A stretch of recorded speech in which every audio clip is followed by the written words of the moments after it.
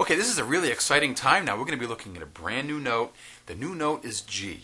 It's placed on the second line on the staff, and it's going to appear right above his middle C. And we got C, D, E, F, G. Okay, we're up to here to the G now. Okay? We'd like to also remind you, too, keep working on our power reading. Keep working on the lines, the E, G, B, D, F, and the spaces, F, A, C, E, and the notes that are above the line and above the staff and below the staff. And it's very, very important to be learning all those notes. And as we're still pushing along with our lesson material, because the lesson material is working in a real comfortable range up to G. But those pieces you may want to pick up on your own that are starting to have the notes go way up above the staff and below and using sharps and flats. At least you'll know how to do it by really working on the power reading. Let's take a look now. This next tune is Happy Frogs. What a great picture. And we'd like to have you also remember to send your own pictures in, and stories, and send them along. We'd love to have an opportunity to put them up online. And as kids are working on this Happy Frogs tune, they can go on and read all the stories that have been written about the Happy Frogs. Okay, so let's take this right now. We're going to record this into the piano. And I'm going to keep the metronome, how about at 70? I think it seems you want to start at around 60. But for demonstration here, I'm going to play it at 70. Okay, and here we go. Ready? Here we go. 1, 2, 3, 4.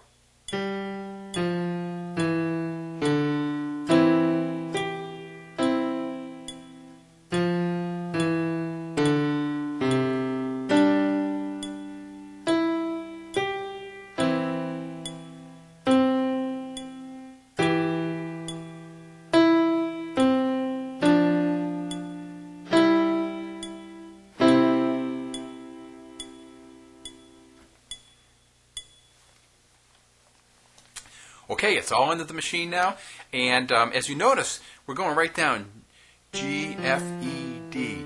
You can just see how the left hand is going right down. Make sure you're using correct fingering. And the best way to do that is put your hand in this position. So keep your hand in a position where you can play all those notes.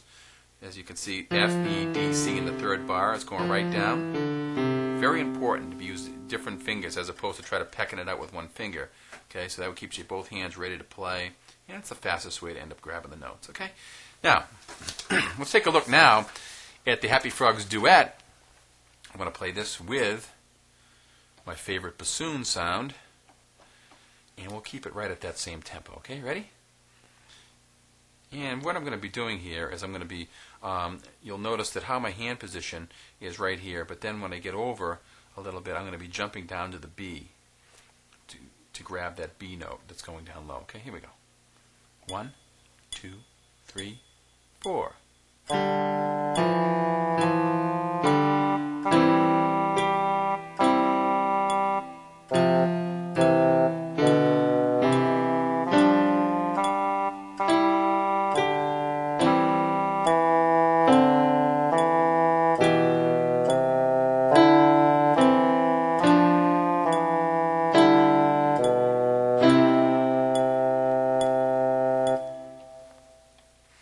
Okay, and you'll see how the parts are connecting together, and the notes that I'm playing on the bassoon are blending with that of the piano. Okay, let's listen to it back now at 120, which is, I always use 120 as kind of our goal, but again, as we get higher into these levels, if you can't quite get there, it's okay, because you'll eventually get there, sooner or later, okay?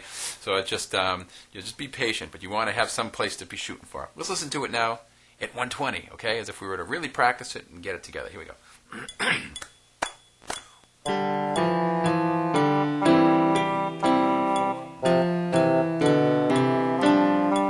Second line.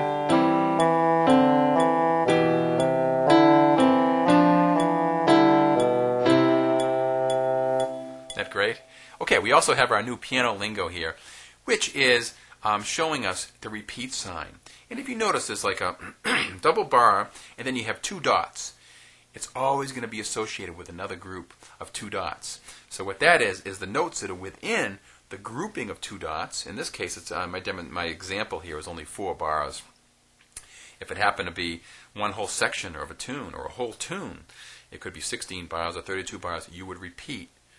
When you get to one bottom of the second repeat sign, you go back to the first one and repeat. Okay, that's the way the repeat sign works. It tells you just to repeat the music, and it saves you from having to write it all over again. It's really a great tool. We're going to add that to our musical list, which has given us a lot more notes to play. Now, you also want to be working on our 3-note pattern, and this is really pretty. And we're using the rhythm, and it's effective, is the dotted half note to a quarter note, and we're applying it to 5 of the 3-note patterns, C, B, A, F, and E. Now, use your pattern in the left hand when you go, C, G, C, you're counting 1, 1, 2, 3, and on beat 4, you're playing that quarter note. So use your left hand 3-note pattern just like our metronome, okay? Let's take a peek. Starting off here, and use the sustain pedal, really helps you hold all these notes together, okay? 3, 4, 1, 2, 3, 4.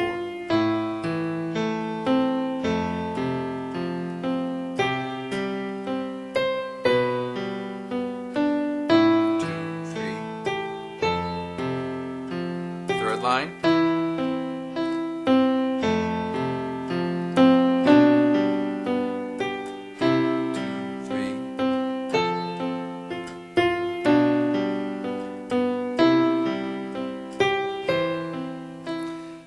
Isn't that great? Now sometimes you'll have some choices here. Like this last note here, you could have played it down lower.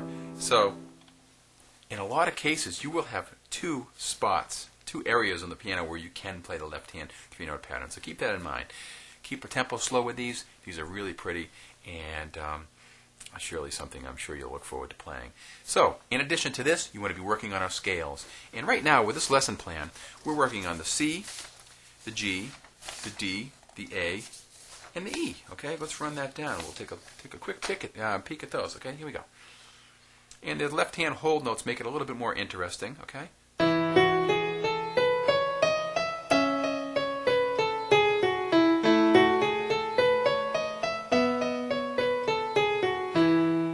Now let's go to the A.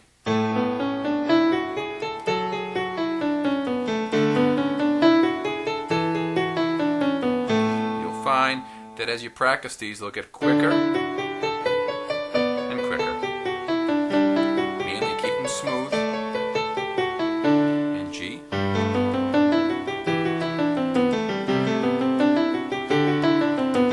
And last but not least, C.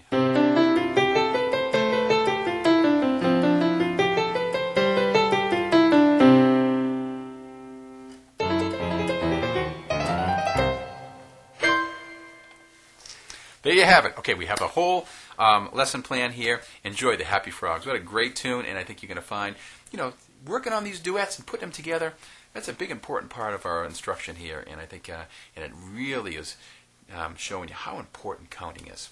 Enjoy. Happy Frogs.